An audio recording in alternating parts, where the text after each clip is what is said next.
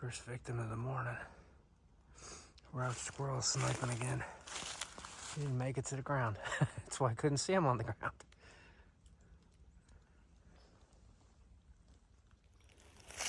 Okay, we got one down. It's pretty cool this morning, but I came out hoping that I'd see one or two, and I got him pretty good. We're gonna sit some more and see if we see some more.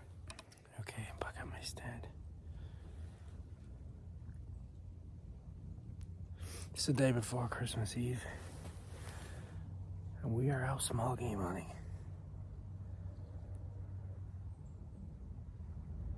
I know there's a lot of hype around big game, deer and elk hunting and stuff like that, but a lot of people started off hunting squirrels and rabbits and grouse and pheasant and things like that.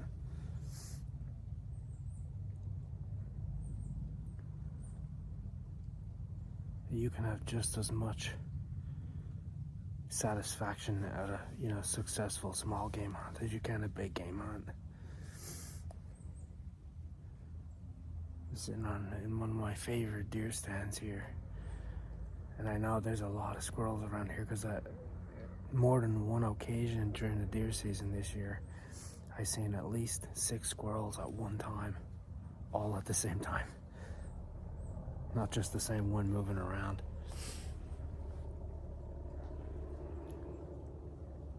I actually seen a deer this morning. Quite rare to see a deer during daylight hours after gun season. That's pretty tough around here. There's a lot of hunting pressure on all the farms around here. Right across the street is the Blue Mountain, and pretty much that entire mountain is all state game land. I think there's 5,000 or 6,000 acres of state land, but it's rough hunting over there. Wow. I'm going to show you quick what I was using this morning. You've seen this in some of my other videos. It's a Sportster. It's a New England Firearms. It's a single barrel, single shot. You can see it breaks open like a shotgun. I don't want to eject my shell, but it breaks open like a shotgun or a break open muzzleloader. It used to be a 22 long rifle, and I had it rebored for a 22 Win Mag. A gunsmith friend of mine done it. But you can see it's got a thick chamber on it. It's a relatively short barrel on it. Carbine length barrel, and then the synthetic stock. But this thing is it's a tack driver. It is a tack driver. I have just a regular Simmons 3-9 Walmart scope on it. So you don't need ultra fancy $2,000 rifles to go small game hunting. Actually, back at the cabin, I have another rifle. It's a bolt action. It's a 22 long rifle, and it's an old Remington Sportster, and it's a beauty. It's like from the 50s, and I have a red dot sight mounted on it. A little real small BSA red dot on it.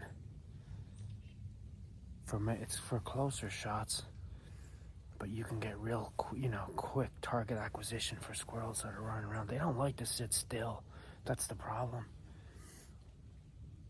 If you can find a spot, a lot of times if you work along oak ridges and stuff, anywhere there's like good massed trees, you'll see where they're digging in the ground burying food. You'll also see where like if there's walnut or acorns or stuff like that on the ground. You'll see where there's a big pile of like chewed husks or chewed nuts.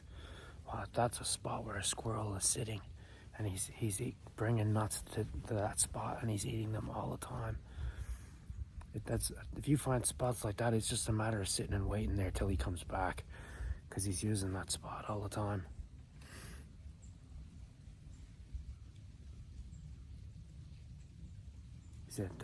Don't forget, they're a prey animal. They're constantly moving around. They're avoiding foxes, they're avoiding coyotes, they're avoiding owls, they're avoiding hawks. So they're pretty sketchy. We got that one that I just videoed. He was about 50 yards from my stand. And he made the mistake. He came up into the trees and he sat down in that clump of trees and I got a shot at him. You have to pattern your rifle. You have to know where your rifle is shooting. In here, I can get, probably at most 75-yard shot. And that's a long shot on a squirrel. Squirrel is a small target. The fox squirrels are bigger. We have 3 species of squirrel here in PA. The gray squirrel, like what I showed you this morning, he's probably the most abundant.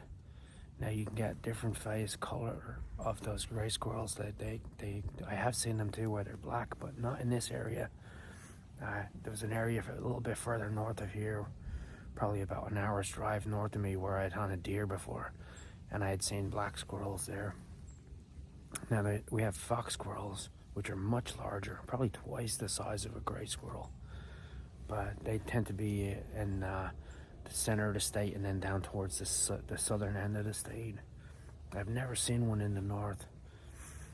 But then we also have red squirrels or pine squirrels, which are half as small as a gray squirrel.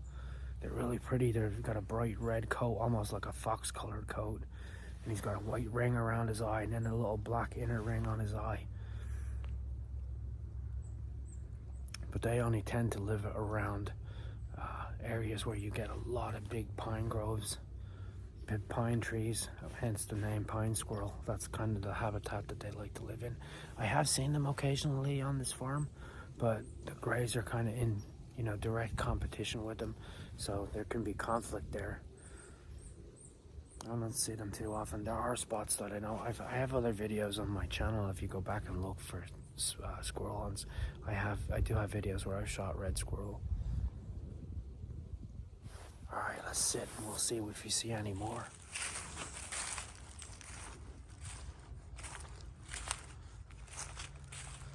Oh, I see where I can see him right there. See how well they blend in.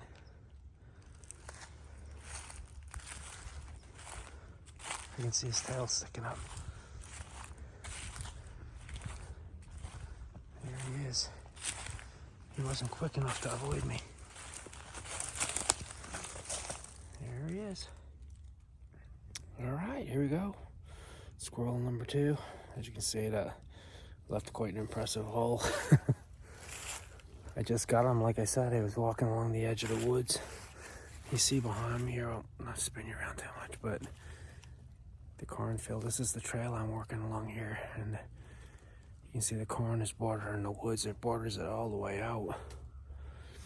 So a lot of times they're zigzagging on this path. They're zigzagging in and out of the woods, stealing corn and working around that way. And that's how I got him. I had one other shot this morning and I missed him. It took the bark off the tree underneath him. I'm sure he has to change his underwear, but he's gonna live for another day. I'm gonna actually pre-bait some sets today. I'm gonna put out some traps next week.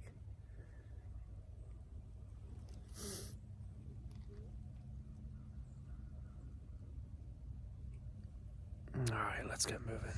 Ooh, it's chilly at the cabin today. We got 23 degrees. A little cool this morning. I can see my breath. Well, you can see now my issue with trapping. This is what I get. Same here. Oh, squelchy. We had a massive flooding. Ooh, what have we got here? It's hard to say. It's a little beat up. That might be a coon, big coon print though.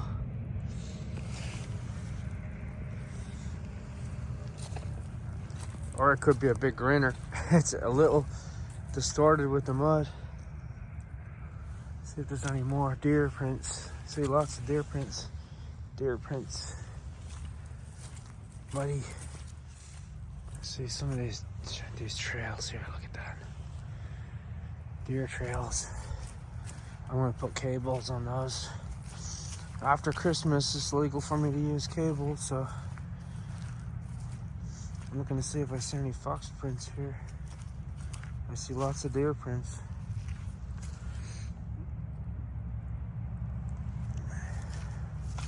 Another trail there, look. Another one this way.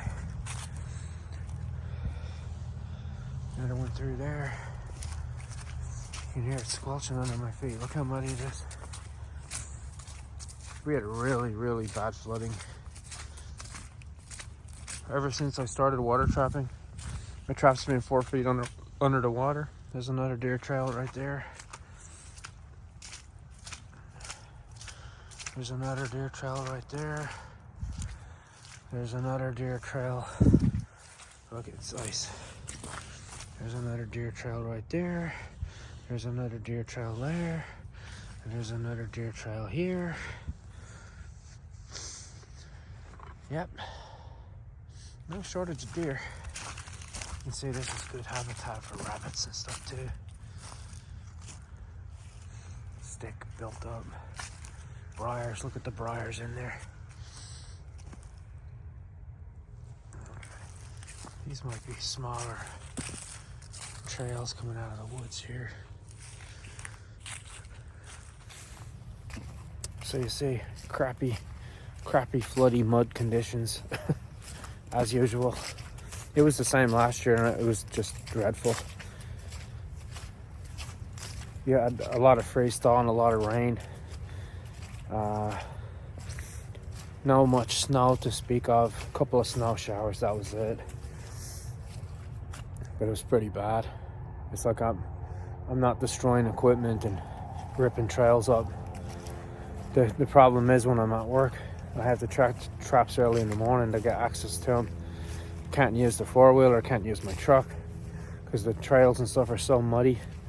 It's just, you're ripping them to pieces.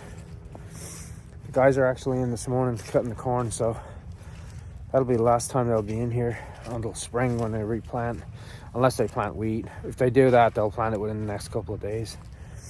I see a lot of deer footprints here. I just seen 3 deer coming out of the cornfield. Okay.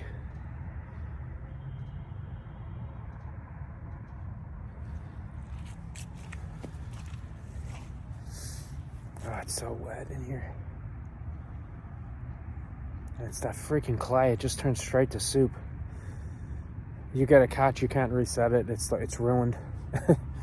It's like, oh, it's awful. Lots of deer footprints. Just trail cut through here. There's more trails here. All right, let's go have a look around and I'll get home, get all my gear out for next week.